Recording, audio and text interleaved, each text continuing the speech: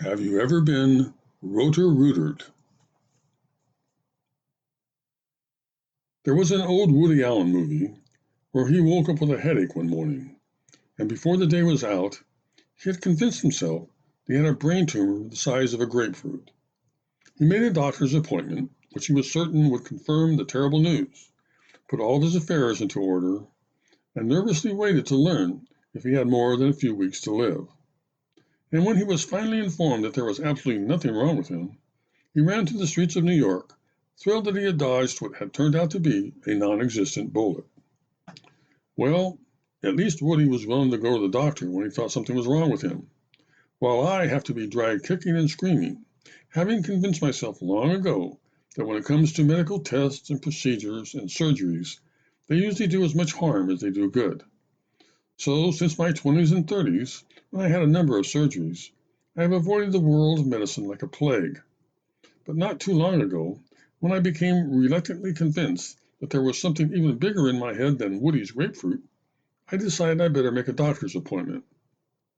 The only problem was that the only doctor in town I liked and trusted, Dr. Chan, had retired a few years ago.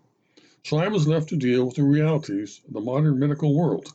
And they go a little something like this. First, you have to get a doctor.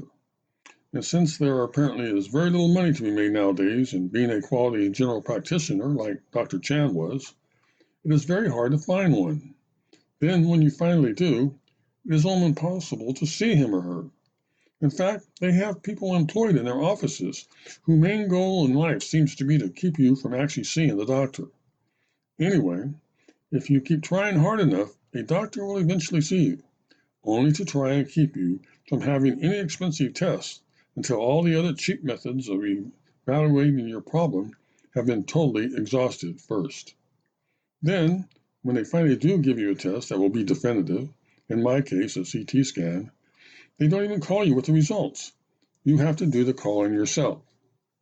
And then, when you find out that you do indeed have a problem that isn't going to be solved by taking a few pills, the real fun and games begin.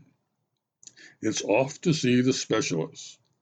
And every specialist only does one little thing in the big medical universe, and they seem to have no interest whatsoever in coordinating their findings with those of the next specialist, or even with your general practitioner whose office had tried so hard to keep you from ever seeing a specialist in the first place.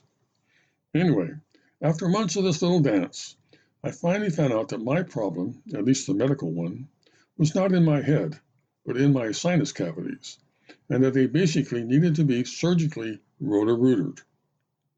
So off I went to what is called an ambulatory surgery center, having spent the night before unable to sleep after watching a PBS program about the fact that 100,000 people die in hospitals in this country every year from infections they didn't have when they were first rolled through the front door. When I arrived at the surgery center, I quickly learned that the one thing they were most concerned about was an exhausting registration procedure that had more to do with my medical insurance information and how they were going to get paid than how I was feeling. Plus, I had to play 64 questions with them about my past medical history, which is very hard to do when your head feels like it wants to blow up. But once I was back where they do the actual operating, things weren't really too bad.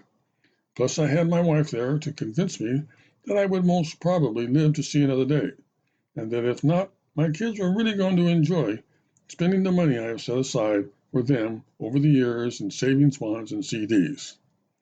Best of all, though, was that nowadays they don't put one of those stupid looking paper hats on your head and roll you back into the operating room while you are still awake. They just give you a shot, and the next thing you know, the whole thing is over, and your wife is insisting that she is going to be the one driving home. "See," said my brother last Saturday night when he called to check in on me, "I told you they weren't going to kill you." "Well," I replied, "it's sure like they were trying pretty hard now and then." "So, did they give you any post-operative instructions?" he asked me. "Yeah," I said.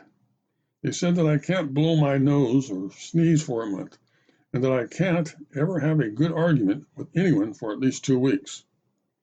"Well, in that case, I have a little suggestion for you, said my brother. What's that? I asked with interest. Don't be forgetting it's Valentine's Day tomorrow.